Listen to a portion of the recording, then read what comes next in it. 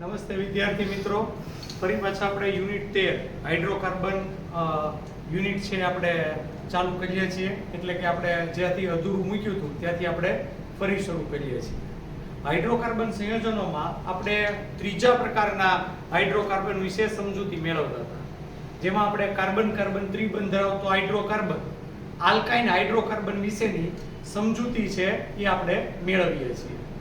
છેલ્લા લેક્ચરમાં મેં આલ્કાઇન હાઇડ્રોકાર્બનના ભૌતિક ગુણધર્મો તમને કરાવ્યા, સાથે આલ્કાઇન હાઇડ્રોકાર્બન સંયોજનોનો એક રાસાયણિક ગુણધર્મ એટલે કે આલ્કાઇન હાઇડ્રોકાર્બન સંયોજનો એ એસિડિક ગુણધર્મ ધરાવે છે.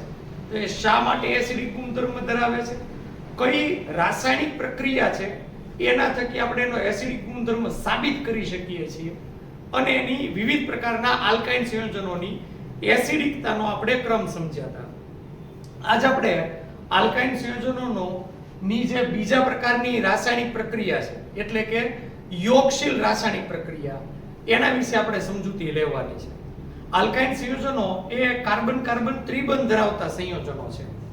સામાન્ય રીતે દ્વિબંધ કે ત્રિબંધ ધરાવતા સંયોજનો નું એકલ બંધમાં રૂપાંતર થાય તો એને આપણે યોગશીલ પ્રક્રિયા કહીએ છીએ. આલ્કાઇન સંયોજનો આ જ રીતે યોગશીલ પ્રક્રિયા આપે છે, એટલે આપણે એની કેટલીક યોગશીલ પ્રક્રિયા વિશે સમજૂતી મેળવવાની છે. સૌથી પહેલા તો આલ્કાઇન સંયોજનો કેવી રીતે યોગશીલ પ્રક્રિયા આપે એની આપણે થોડી ક્રિયાવિધિ વિશે સમજૂતી મેળવીએ. તો વાત કરીએ આપણે આલ્કાઇન સંયોજનોની યોગશીલ પ્રક્રિયાની ક્રિયાવિધિ. આલ્કાઇન સંયોજનો એટલે કાર્બન કાર્બન ત્રિબંધ ધરાવતા સંયોજનો, એની કોઈ એક HZ નામના અણુ સાથેની પ્રક્રિયા આપણે સમજીએ. HZ અણુ સાથેની પ્રક્રિયા, જ્યાં Z બરાબર કોઈ પણ પરમાણુ હોઈ શકે, Z બરાબર હાઇડ્રોજન પણ હોઈ શકે, Z બરાબર હેલોજન પણ હોઈ શકે, ટૂંકમાં કોઈ પણ પરમાણુ છે એ Z બરાબર હોઈ શકે છે. H એટલે હાઇડ્રોજન. હવે આમાં થશે શું, બરોબર સમજીએ. જે કાર્બન કાર્બન ત્રિબંધ ધરાવતા સંયોજનો છે એટલે કે આલ્કાઇન સંયોજનો, એ આલ્કાઇન સંયોજનોમાં જે પાઈ બંધ છે એ પાઈ બંધ કોઈ એક કાર્બન ઉપર સ્થળાંતરિત થશે. એટલે ધારો કે આ કાર્બન ઉપર સ્થળાંતરિત થયો એટલે આ કાર્બન ઉપર ઋણ ચાર્જ લાગે અને આ કાર્બન ઉપર ધન ચાર્જ લાગે. એ જ ઘટના અહીંયા જોવા મળશે. ધારો કે હાઇડ્રોજન કરતા Z પરમાણુની વિદ્યુત ઋણતા વધારે છે તો આ Z પરમાણુ ઇલેક્ટ્રોનને મેળવશે. પરિણામે આ Z માંથી Z માઈનસ આયન છૂટો પડશે અને અહીંથી આ H પ્લસ આયન છૂટો પડશે. જે અહીંયા H પ્લસ આયન છૂટો પડે એને હું અહીંયા એરા ઉપર લખું.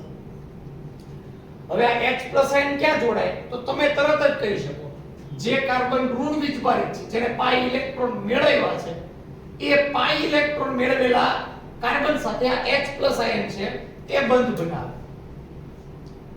C H વિબંધ C. અહીંયા આ કાર્બન જે ઋણ વીજભારિત છે જેની પાસે વધારાના ઇલેક્ટ્રોન યુગ્મ છે એ આ H પ્લસ આયન ને પોતાના વધારાના ઇલેક્ટ્રોન યુગ્મ આપીને બંધ બનાવશે. એટલે કાર્બન અને હાઇડ્રોજન વચ્ચે બંધ બનશે. અહીંયા બીજો જે કાર્બન છે એના ઉપર ધન વીજભારિત એમ ન રહેશે. તો આવા પ્રકારનું આપણને પહેલા તો નિપજ મળે છે. Z માઈનસ આયન એને પછી મેદાનમાં ઉતારે. અહીંયા આ કાર્બન ઉપર ધન વીજભાર છે એટલે એક પ્રકારનો કાર્બોકેટાયન છે. અહીંયા જે કાર્બોકેટાયન છે એ એક પ્રકારનો વિનાઇલ કાર્બોકેટાયન છે. CH ડબલ બોન્ડ C અને વિનાઇલ કાર્બોકેટાયન તરીકે ઓળખવામાં આવે છે. તો આપણે એને લખી નાખીએ, આ જે આપણને કાર્બોકેટાયન મળ્યો એ વિનાઇલિક કાર્બોકેટાયન છે.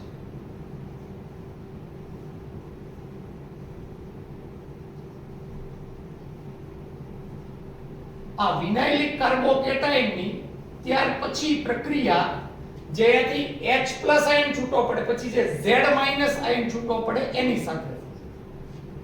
Z માઈનસ આયન જે વધારાના ઇલેક્ટ્રોન યુગ્મ ધરાવે કારણ કે બંધના ઇલેક્ટ્રોન એને મેળવી એ આ કાર્બન જે ધન વીજભારિત છે એની સાથે બંધ બનાવશે. C H double bond C Z. આ પ્રમાણે અહીંયા આગળ બંધ બનશે અને આવા પ્રકારની યોગશીલ નિપજ મળશે. તો આ રીતે આલ્કાઇલ સંયોજનોની જે યોગશીલ પ્રક્રિયા છે એનો મુખ્ય આધાર અહીંયા આગળ આપણને જે વિનાઇલ કાર્બોકેટાઇન મળે છે એના ઉપર રહેલો છે. વિનાઇલ કાર્બોકેટાઇનની સ્થિરતા ઉપર આ યોગશીલ પ્રક્રિયા છે એ નિપજો આપે છે. તો સૌથી પહેલી અને અગત્યની વસ્તુ લખી નાખીએ, વિનાઇલિક કાર્બોકેટાયનની સ્થિરતાને આધારે નિપજ મળે. આપણે એક બાબત અહીંયા આગળ આ યાદ રાખવાની છે. સામાન્ય રીતે અહીંયા જે આલ્કાઇલ સંયોજનોની પ્રક્રિયાઓ થાય છે, યોગશીલ પ્રક્રિયાઓ, એ મોટા ભાગની પ્રક્રિયાઓ માર્કોનિકોના નિયમ મુજબ થાય છે. માર્કોનિકોનો નિયમ તમને બધાને ખ્યાલ છે. માર્કોનિકોના નિયમમાં જે ઋણ વીજભારિત પરમાણુ હોય, આયન હોય, સોરી, એ ઋણ વીજભારિત આયન એવા દ્વિબંધ ધરાવતા કે ત્રિબંધ ધરાવતા કાર્બન સાથે જોડાય કે જેની સાથે ઓછા હાઇડ્રોજન હોય, એટલે માર્કોનિકોના નિયમ મુજબ નિપજ મળતી હોય છે. માર્કોનિકો ના નિયમ મુજબ નિપજ મળે. ત્રીજી અગત્યની બાબત, અહીંયા જે પ્રક્રિયા થાય છે એ જો તમે ત્રિબંધ તૂટે દ્વિબંધ બને, જે આગળ પ્રક્રિયા થાય તો દ્વિબંધ તૂટે ને એકલ બંધ બને, એટલે યોગશીલ પ્રક્રિયા તો છે જ, કારણ કે ત્રિબંધનું દ્વિબંધમાં, દ્વિબંધનું એકલ બંધમાં રૂપાંતર થાય છે. પણ એક બીજી મહત્વની વસ્તુ, આમાં આ H+ આયન, જે H+ આયન ઇલેક્ટ્રોનનો ભૂખ્યો છે, કારણ કે ઇલેક્ટ્રોન તરફ આકર્ષાય, એટલે એક પ્રકારની ઇલેક્ટ્રોન અનુરાગી યોગશીલ પ્રક્રિયા થતી હોય છે. તો આ રીતે અહીંયા જે પ્રક્રિયા થાય છે એ ઇલેક્ટ્રોન અનુરાગી યોગશીલ પ્રક્રિયા થાય છે. તો આવી ઇલેક્ટ્રોન અનુરાગી યોગશીલ પ્રક્રિયાઓ જે જુદા જુદા અણુ સાથે જે થતી હોય છે એ આપણે હવે સમજવા પ્રયત્ન કરીએ. એમાં સૌથી પહેલી આપણે ડાયહાઇડ્રોજન સાથેની પ્રક્રિયા છે એ સમજીએ. સૌથી પહેલી પ્રક્રિયા ડાયહાઇડ્રોજન સાથેની પ્રક્રિયા.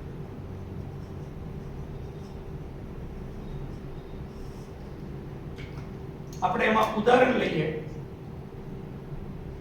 CH triple bond CH. હું નામ નથી લખતો, નામ તમને આવડે. બે કાર્બન ધરાવતો આલ્કાઇલ એટલે ઇથાઇલ અથવા એસિટિલીન. જ્યાં જરૂર હશે ત્યાં હું નામ લખીશ, પણ તમે બધા સંયોજનોના નામ લખો એ જરૂરી છે. એની હાઇડ્રોજન સાથેની પ્રક્રિયા ડાયહાઇડ્રોજન એટલે H2. ડાયહાઇડ્રોજન એક પ્રકારની રિડક્શન પ્રક્રિયા છે, જે અગાઉ પણ આપણે ભણ્યા. એ પેલેડિયમ અથવા પ્લેટિનિયમ અથવા નિકલ ઉદ્દીપકની હાજરીમાં થશે. પ્રક્રિયા એકદમ સિમ્પલ છે. કાર્બન કાર્બન વચ્ચેના ત્રણ બંધ છે, એમાંથી એક બંધ તૂટે, CH double bond CH.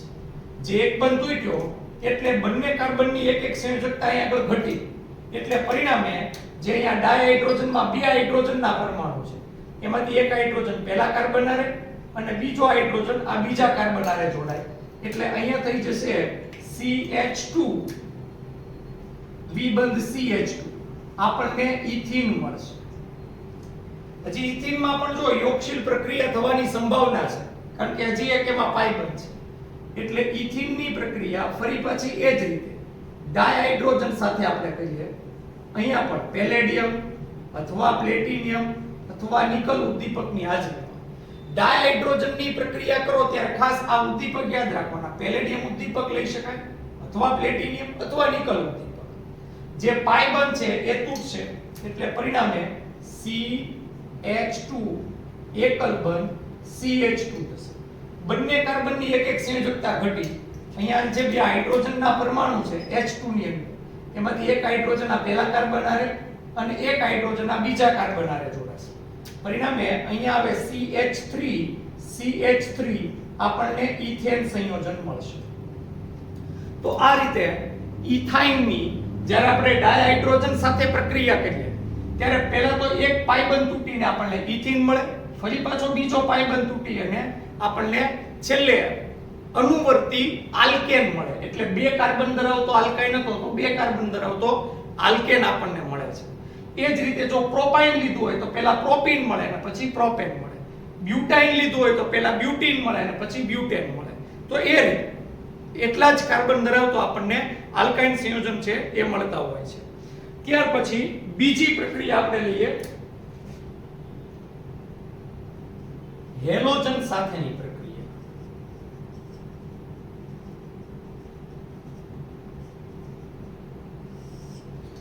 Chlorine, bromine અથવા આયોડીન અથવા ફ્લોરીન સાથેની પ્રક્રિયા આપણે હેલોજન સાથેની પ્રક્રિયા સમજીએ.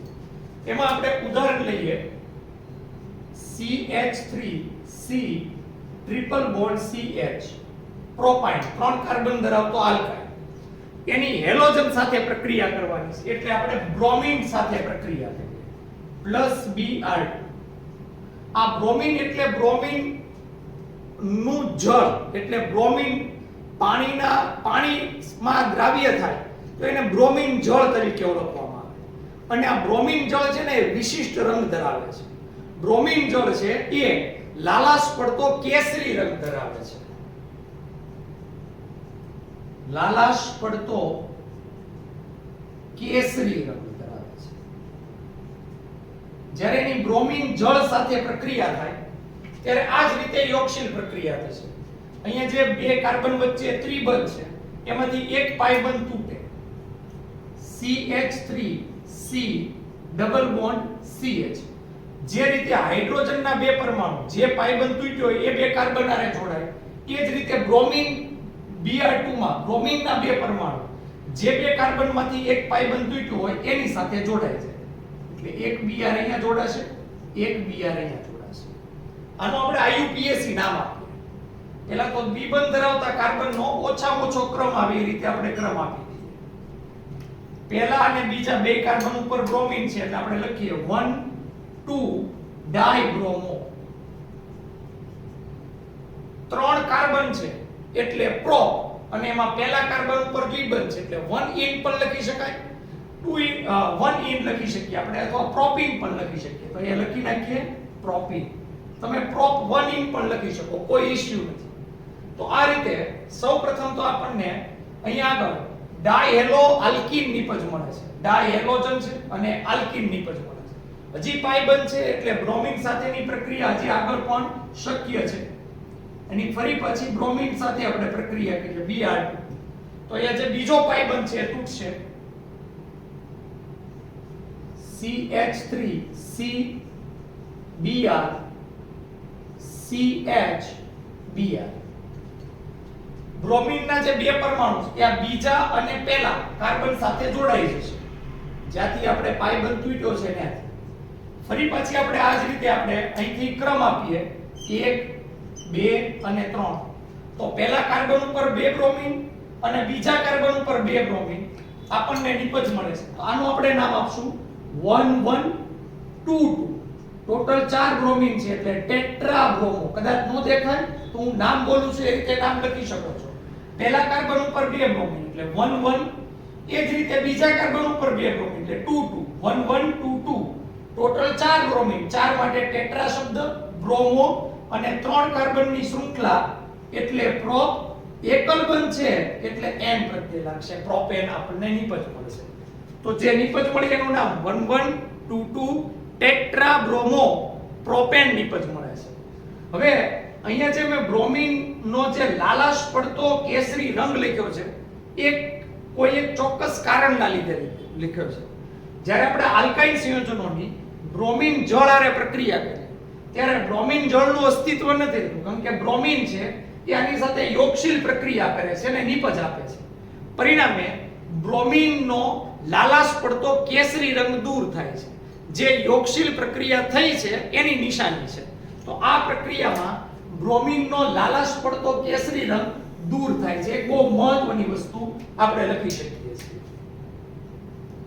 આપેલ પ્રક્રિયામાં બ્રોમીનનો લાલાશ પડતો કેસરી રંગ દૂર થાય છે. ઓકે, તો આ એક બહુ મહત્વની વસ્તુ ઈ તમારે યાદ રાખવી પડશે. તો આ આપણે વાત કરી હેલોજન સાથેની પ્રક્રિયા. એના પછી આપણે વાત કરીએ હાઇડ્રોજન હેલાઇડ સાથેની પ્રક્રિયા, ત્રીજા પ્રકારની પ્રક્રિયા હાઇડ્રોજન હેલાઇડ સાથેની પ્રક્રિયા.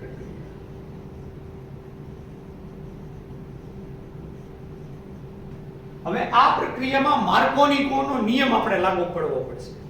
આની પહેલા જે આપણે બંને યોગશીલ પ્રક્રિયા સમજ્યા એમાં સમાન પરમાણુ ધરાવતું સંયોજન આપણે અહીંયા આગળ પ્રક્રિયક તરીકે લીધું. તો એમાં હાઇડ્રોજન H2 અને એમાં Br.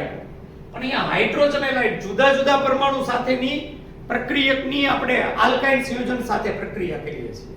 ઉદાહરણથી સમજીએ તો વધુ ખ્યાલ આવે. દાખલા તરીકે CH3C triple bond CH propyl એની હાઇડ્રોજન હેલાઇડ સાથે પ્રક્રિયા પ્લસ હું અહીંયા લખું HBr હાઇડ્રોજન બ્રોમાઇડ સાથેની પ્રક્રિયા. પ્રક્રિયામાં આપણે પહેલા એ સમજવું પડશે કે આ HBr માં ઋણ વીજભારિત આયન કયો મળે. હાઇડ્રોજન H+ સ્વરૂપે દૂર થાય તો Br- આયન સ્વરૂપે દૂર થાય એટલે Br- એ ઋણ વીજભારિત આયન છે. અહીંયા જે કાર્બન કાર્બન ત્રિબંધ છે એમાંથી પાઈ બંધ તૂટશે. ઋણ આયન એવા ત્રિબંધ ધરાવતા કાર્બન હારે જોડાશે કારણ કે આમાં આલ્કીન નથી આલ્કાઇડ છે. માર્કોનિકોનો નિયમ લાગુ પડશે કે જેની સાથે મિનિમમ હાઇડ્રોજન હોય. આ વચ્ચેના કાર્બન હારે એક પણ હાઇડ્રોજન નથી અને આ પહેલા કાર્બન સાથે એક હાઇડ્રોજન છે. તો આ માર્કોનિકોના નિયમ પ્રમાણે ઋણ આયન એ ઓછા હાઇડ્રોજન ધરાવતા કાર્બન હારે જોડાશે અને હાઇડ્રોજન છે અહીંયા જોડાશે. અહીંયા એક પાઈ બંધ તૂટશે આપણને આવી નિપજ મળશે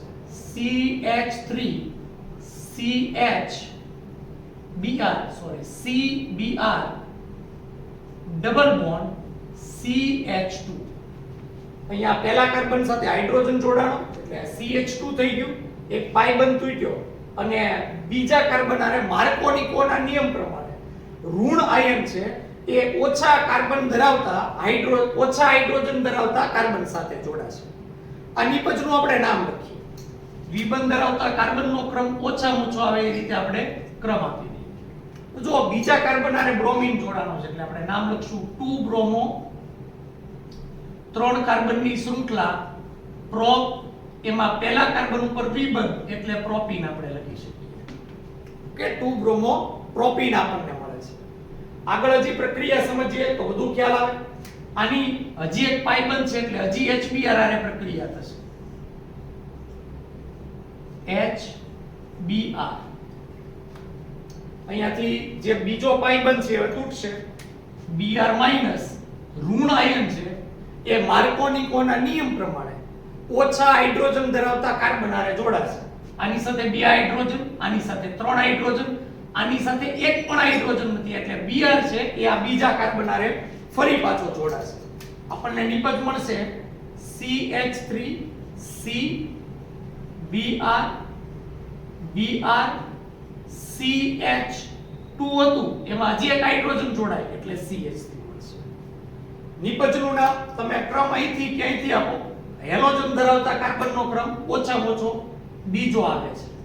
બીજા કાર્બન ઉપર 2 બ્રોમિન જોડાણા છે એટલે નામ આપશું 2 ડાયબ્રોમો.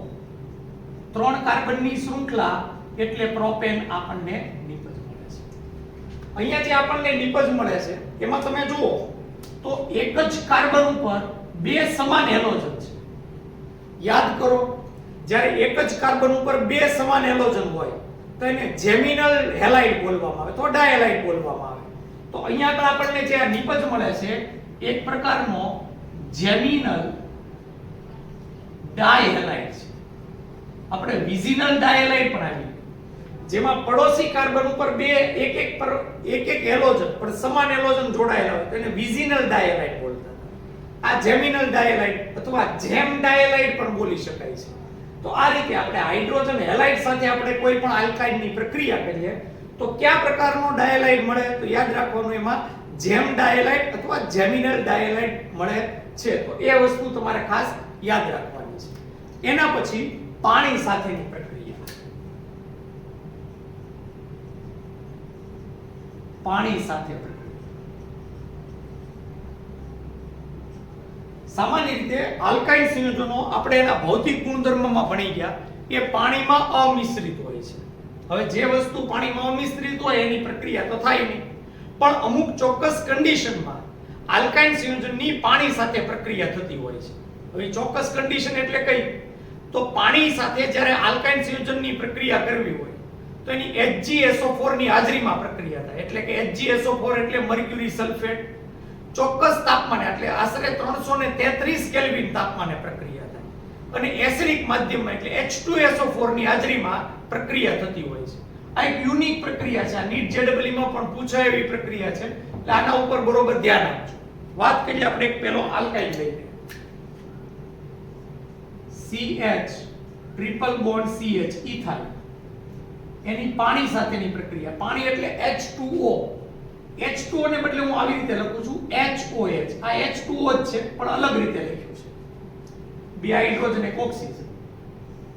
પ્રક્રિયા મેં કીધું એમ HgSO4 ની હાજરીમાં એટલે જેમાં Hg+2 આયન હોય. Mercury ion. એસિડિક માધ્યમ H2SO4 અને 333 કેલ્વિન તાપમાન. કન્ડિશન યાદ રાખજો.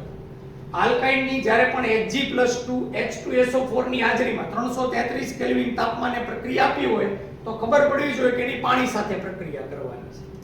પ્રક્રિયા એકદમ સિમ્પલ છે, યોગશીલ પ્રક્રિયા છે અને એમાં પણ માર્કોનિકોનો નિયમ લાગુ પડશે. માર્કોનિકોનો નિયમ લાગુ પડે તો પહેલા આપણને ખબર પડવી જોઈએ કે OH એ ઋણ આયન છે અને H આ ધન આયન છે. નિયમ પ્રમાણે આ જે ઋણ આયન છે એ ઓછા હાઇડ્રોજન ધરાવતા કાર્બન હારે જોડાય. અહીંયા તો બંને કાર્બન હારે એક સરખા હાઇડ્રોજન છે તો OH ને તમે અહીંયા અથવા અહીંયા ગમે તે કાર્બન સાથે જોડી શકો. એટલે ધારો કે આપણે H ને આ કાર્બન હારે જોડીએ તો OH ને આપણે આ કાર્બન હારે જોડીએ. કાર્બન કાર્બન વચ્ચે જે પાઈ બંધ છે, બે પાઈ બંધ, એમાંથી એક પાઈ બંધ તોડવાનો. અહીંયા એક હાઇડ્રોજન જોડાય CH2 દ્વિબંધ, અહીંયા CHOH થશે CHOH. આ જે CH2 દ્વિબંધ CH છે ને આને વિનાઇલ બોલાય. જો આપણે આગળ આવી ગયું છે વિનાઇલ જેવું.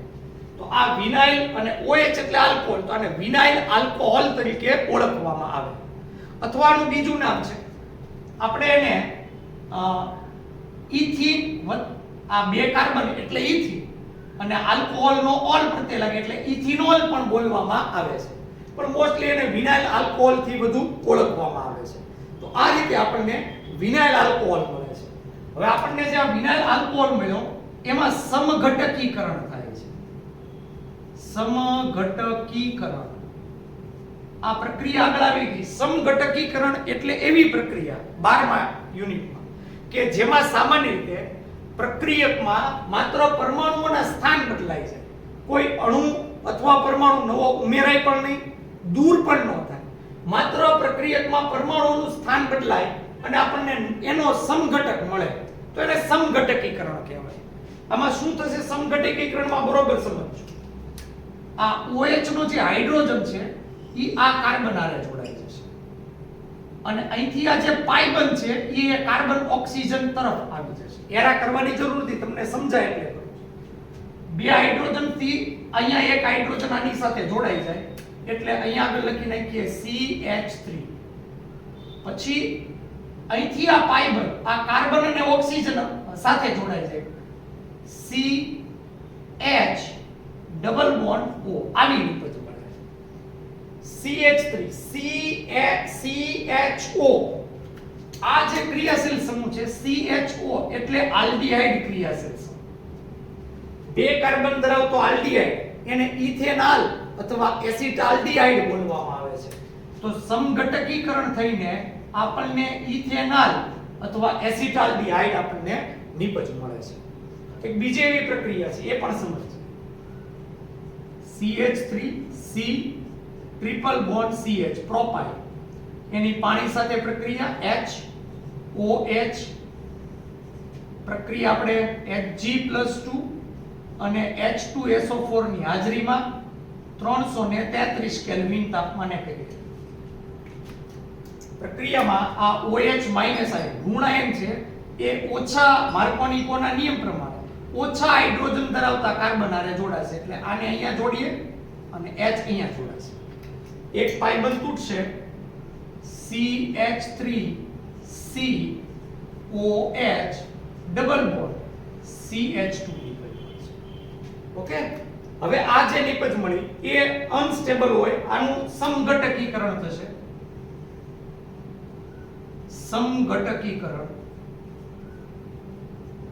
સમઘટકીકરણમાં આપણે અગાઉ વાત કરી લે કે OH નો હાઇડ્રોજન એ દ્વિબંધ ધરાવતા કાર્બન તરફ જાય એટલે અહીંયા હાઇડ્રોજન જોડાશે અને અહીંયા પાઇ બંધ છે એ અહીંયા કાર્બન ઓક્સિજન વચ્ચે આવી જશે.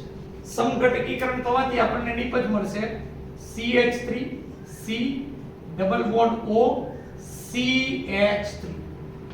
C ડબલ બોન્ડ O એટલે કીટોન સમૂહ, 3 કાર્બન પ્રોપેન અને એમાં કીટોનમાં ઓન પ્રત્યય લાગે એટલે આપણને નિપજ મળશે પ્રોપેનોન, અથવા આનું પ્રચલિત નામ એસિટોન પણ છે. તો આ રીતે આપણને નિપજ મળે છે.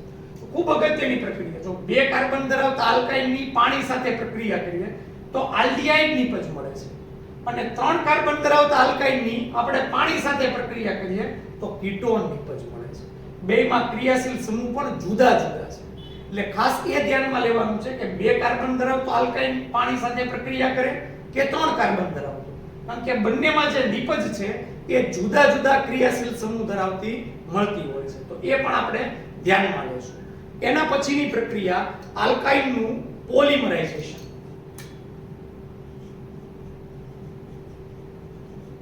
પોલિમરાઇઝેશન 2 પ્રકારના પોલિમરાઇઝેશન છે. આલ્કાઇનનું આપણે શૃંખલાકીય પોલિમરાઇઝેશન કરી શકીએ, ચક્રીય પોલિમરાઇઝેશન કરી શકીએ. શૃંખલાકીય પોલિમરાઇઝેશન આપણે પ્રોપીનનું એટલે કે આલ્કીનનું કરી ગયા હતા. ઇથીનમાંથી પોલિથીન અને પ્રોપીનમાંથી પોલીપ્રોપીન. એવું જ પ્રકારનું આપણે પોલિમરાઇઝેશન આલ્કાઇનનું કરીને શૃંખલાકીય આપણે આલ્કાઇનનો આપણે પોલિમર મેળવી શકીએ અને પોલિઈન તરીકે ઓળખવામાં આવે છે. સામાન્ય રીતે આ જે આલ્કાઇનના જે પોલિમર છે એ સામાન્ય રીતે વિદ્યુતના સુવાહક છે. એમાંય તે જે 3 કાર્બન ધરાવતો આલ્કાઇનનો પોલિમર આપણને મળે છે એ 3 કાર્બન ધરાવતો આલ્કાઇનનો પોલિમર એનો ઉપયોગ સામાન્ય રીતે બેટરીના જે વિદ્યુત ધ્રુવો હોય ઇલેક્ટ્રોડ્સ એમાં એનો ઉપયોગ થાય છે, કારણ કે વિદ્યુતના સુવાહક છે, વજનમાં હલકા છે અને સાથે સાથે એ કિંમતમાં પણ સસ્તા હોય છે. એટલે સામાન્ય રીતે એવા પ્રકારના પોલિમરનો ઉપયોગ વિદ્યુતના સુવાહક પદાર્થો તરીકે પણ કરી શકાય છે. હું વધારે ડિટેલમાં ચર્ચા કરતો નથી કારણ કે પોલિમરાઇઝેશન શૃંખલાનું એટલું ઇમ્પોર્ટન્ટ નથી, પણ ચક્રીય પોલિમરાઇઝેશન ખૂબ અગત્યનું છે. તો વાત કરીએ આપણે આલ્કાઇનનું ચક્રીય પોલિમરાઇઝેશન.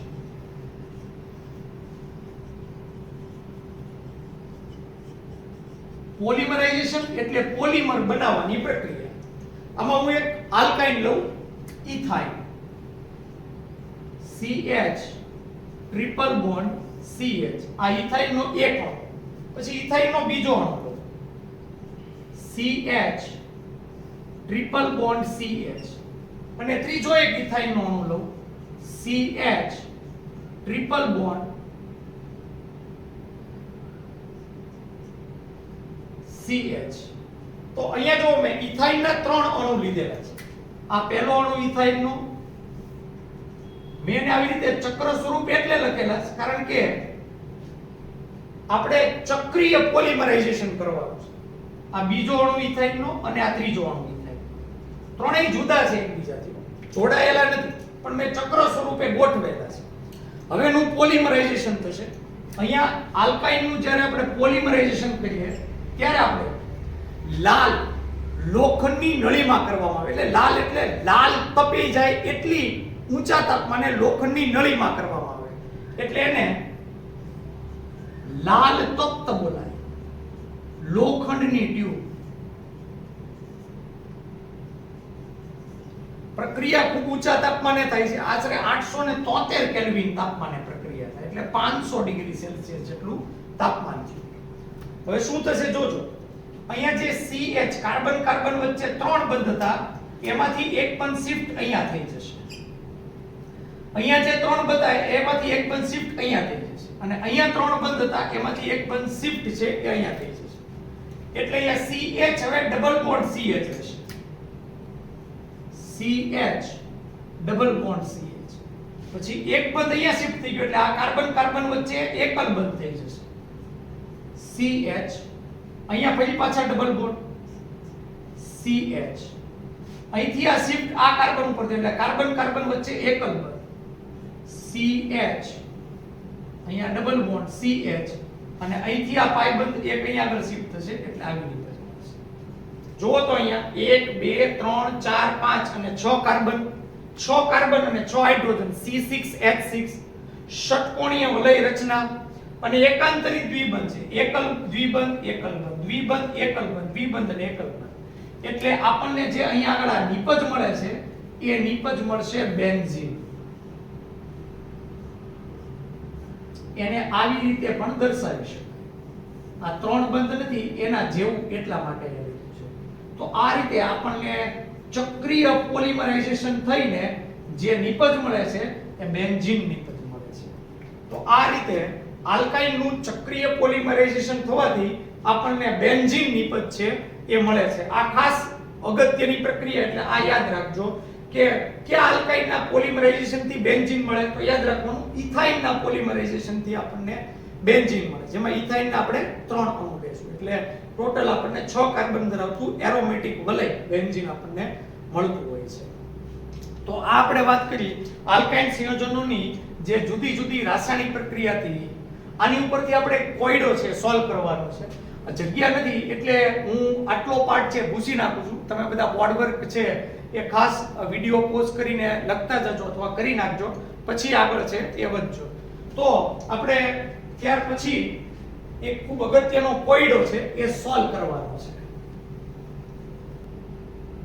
તો કોયડા નંબર 13.14 આ પ્રકારે છે. ઇથેનોઇક એસિડને બેન્ઝીનમાં પરિવર્તિત કરો. ઇથેનોઇક એસિડને બેન્ઝીનમાં કઈ રીતે રૂપાંતરિત કરવું એ આપણે રાસાયણિક પ્રક્રિયા દ્વારા સમજાવવાનું છે. અને પાછું કોન્સેપ્ચ્યુઅલી રાસાયણિક પ્રક્રિયા જે ટેક્સ્ટ બુક ની અંદર આવેલી છે એ જ બધી રાસાયણિક પ્રક્રિયાથી આપણે બેન્ઝીન બનાવવાનું છે. ઇથેનોઇક એસિડ છે, અહીંયા આગળ આપણે બેન્ઝીન બનાવ્યું પણ ઇથાઇન માંથી બેન્ઝીન બનાવ્યું, જેમાં કાર્બન કાર્બન ત્રિબંધ અને એવો 2 કાર્બન ધરાવતો આલ્કાઇન. અહીંયા ઇથેનોઇક એસિડ છે એટલે પહેલા ઇથેનોઇક એસિડ નું સૂત્ર લખવું પડે. ઇથેન આગળ એટલે 2 કાર્બન અને પાછળ ઓઇક એસિડ પ્રત્યે લાગ્યો છે એટલે કાર્બોક્સિલિક એસિડ છે. 2 કાર્બન ધરાવતો કાર્બોક્સિલિક એસિડ જેનું સૂત્ર આ પ્રમાણે થાય CH3COOH. આ થઈ ગયું ઇથેનોઇક એસિડ, જેનું પ્રચલિત અથવા સામાન્ય નામ એસિટિક એસિડ પણ છે. હવે આમાંથી આપણે બેન્ઝીનમાં રૂપાંતર કરવું છે તો આપણને એ ખબર પડવી જોઈએ કે આ ઇથેનોઇક એસિડનું પહેલા આપણે આ ઇથાઇનમાં કન્વર્ઝન કરવું પડશે. એવી કોઈ પ્રક્રિયા નથી આવી કે જે ઇથેનોઇક એસિડનું બેન્ઝીનમાં ઇથાઇનમાં કન્વર્ટ થાય. પણ એક બીજી મહત્વની વસ્તુ, જો આપણે ઇથાઇન લેવું હોય તો પહેલા તો આ કાર્બોક્સિલિક એસિડ સમૂહને કાઢવો પડશે, કારણ કે ઇથાઇનમાં જો કાર્બોક્સિલિક એસિડ નથી. કાર્બોક્સિલિક એસિડ સમૂહ કાઢવા માટે ડીકાર્બોક્સિલેશન યાદ કરો, તેનું ડીકાર્બોક્સિલેશન કરવાનું 2 સ્ટેપમાં થાય. એક સ્ટેપમાં થઈ શકે પણ આપણે 2 સ્ટેપમાં સમજીએ. પહેલા NaOH આરે કરીએ પ્રક્રિયા, બહુ સિમ્પલ પ્રક્રિયા છે. અહીંથી H અને અહીંથી OH એટલે ઇથેનોઇક એસિડ નો હાઇડ્રોજન અને NaOH નો OH એ બે જોડાય H2O સ્વરૂપે દૂર થઈ જાય. CH3COO- આ એસિટેટ આયન અને એની હારે Na+ આયન જોડાઈ જાય. આને બોલાય સોડિયમ એસિટેટ આપણને મળે છે. હવે એનું ડીકાર્બોક્સિલેશન સોડા લાઇનની હાજરીમાં થાય. આપણે આગળ ડીકાર્બોક્સિલેશન પ્રક્રિયા આવી ગઈ આલ્કેનની બનાવટમાં. કદાચ ખબર ન હોય તો જોઈ લો. આલ્કેનની બનાવટમાં સોડા લાઇન સાથે પ્રક્રિયા. સોડા લાઇન એટલે 2 સંયોજનોનું મિશ્રણ. સોડિયમ હાઇડ્રોક્સાઇડ અને કેલ્શિયમ ઓક્સાઇડ સોડા લાઇન સાથે પ્રક્રિયા. ગરમ કરવામાં આવે ડેલ્ટા.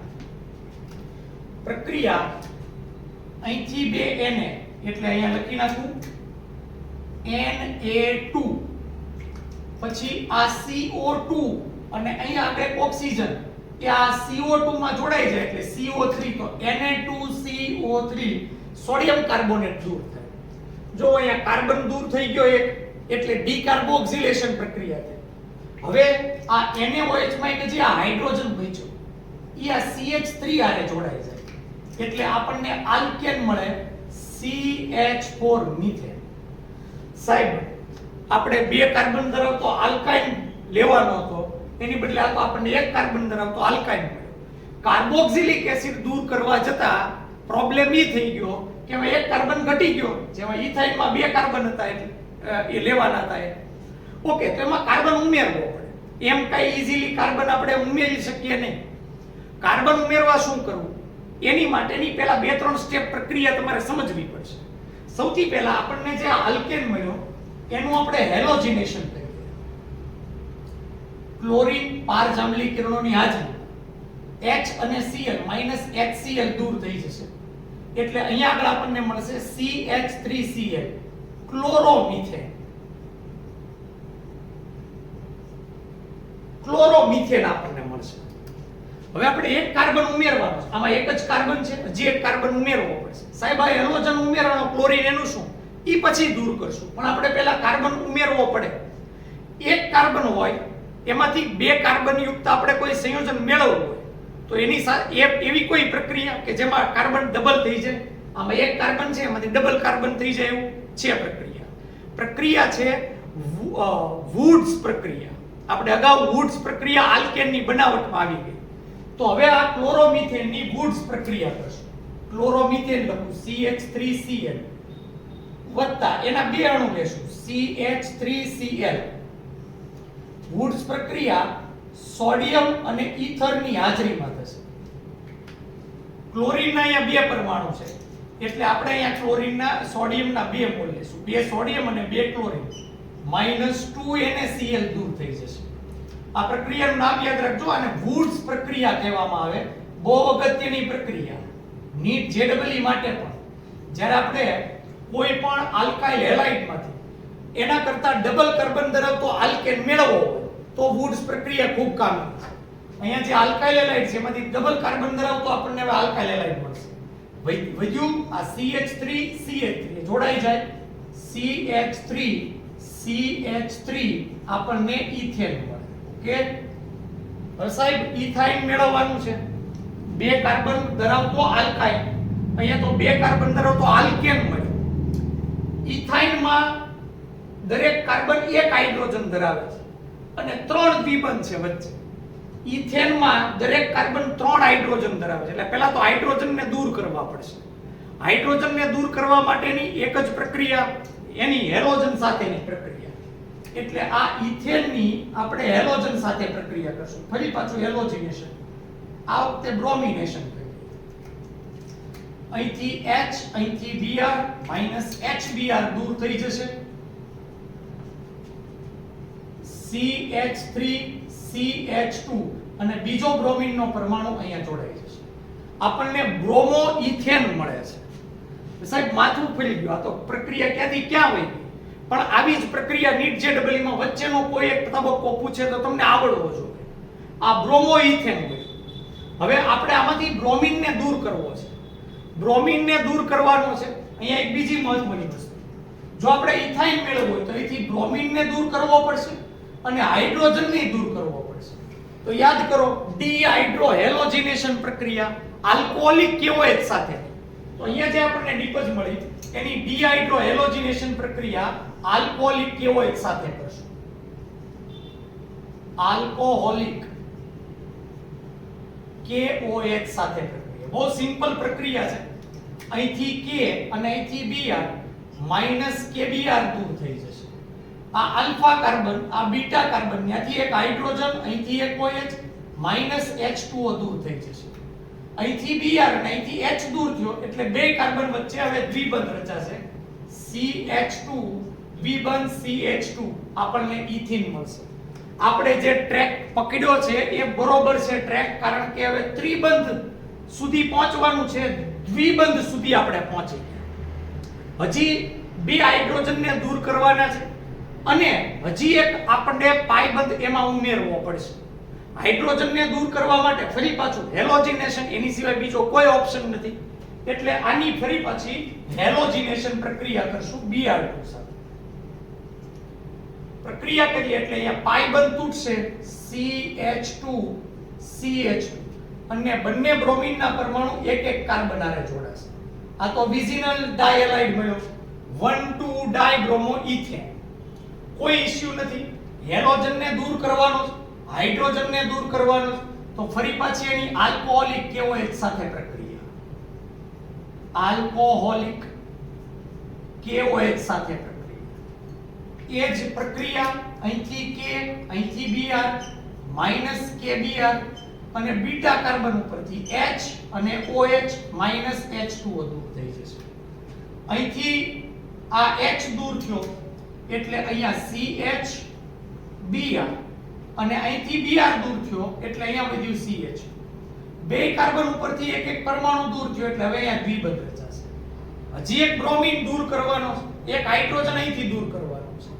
બ્રોમિન અને હાઇડ્રોજનને દૂર કરવા માટેની એક વિશિષ્ટ પ્રક્રિયા આવી ગઈ સોડામાઇડ સાથેની પ્રક્રિયા NaNH2. આ સોડા લાઈન NaOH વત્તા CaO આ મિશ્રણ છે, સોડિયમ હાઇડ્રોક્સાઇડ અને કેલ્શિયમ ઓક્સાઇડનું મિશ્રણ. અને આ છે NaNH2 સોડામાઇડ. બે અલગ અલગ પ્રક્રિયકો છે. પ્રક્રિયામાં અહીંથી Na અહીંથી Br એટલે NaBr દૂર થઈ જશે. અને એની સિવાયનો જે બીજો કાર્બન છે અહીંથી H અહીંથી NH2 આ NH2 માં એક H જોડાઈ જાય એટલે NH3 એમોનિયા વાયુ દૂર થઈ જશે. હવે અહીંયા CH અને અહીંયા CH વધ્યું. બે કાર્બન ઉપરથી એક એક પરમાણુ સમૂહ દૂર થયો તો અહીંયા આપણને નિપજ મળી CH triple bond CH ethyne મળે છે. આપણે બેન્ઝીન મેળવવાનું છે, ઇથાઇન. આ ઇથાઇનના આપણે 3 અણુ લઈએ અને એનું આપણે પોલિમરાઇઝેશન કરીએ.